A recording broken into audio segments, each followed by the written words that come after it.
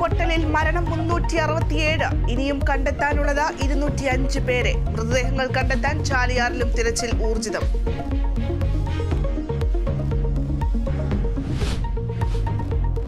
ചൂരൽ പുഴയോരത്ത് ഡൈബോർഡ് ഉപയോഗിച്ച സൈന്യത്തിന്റെ പരിശോധന. നേതൃത്വം നൽകുന്നത് മുൻ മേജർ ജനറൽ M. ഇന്ദ്രപാൽ.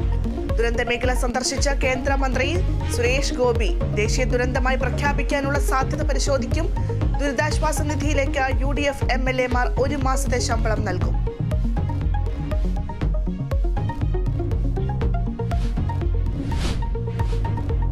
രക്ഷാപ്രവർത്തകരുടെ ഭക്ഷണ പ്രതിസന്ധി പരിഹരിക്കാൻ സർക്കാർ ഇടപെടൽ. ഭക്ഷണപ്പൊതി കൊണ്ടുവരുന്നത് തടയില്ല. സംഘടനകൾക്ക് ഭക്ഷണപ്പൊതി നൽകാമെന്നും സർക്കാർ. നടപടി ഭക്ഷണ വിതരണം പോലീസ് തടഞ്ഞത് വിവാദമായതോടെ.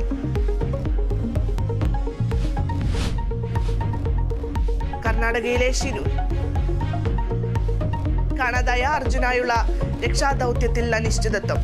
അനുമതി ലഭിക്കാത്തതിനാൽ ഈശ്വർ മാൽപേ മടങ്ങി. അർജുന്റെ വീട് സന്ദർശിച്ച് മുഖ്യമന്ത്രി പിണറായി വിജയൻ.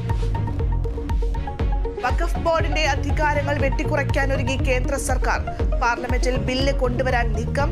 നിയമത്തിൽ 40 ഭേദഗതികൾക്ക് നിർദ്ദേശം. വഖഫ് ബോർഡുകളുടെ തർക്കത്തിലുള്ള സ്വത്തുക്കളിൽ പരിശോധന നടത്തും.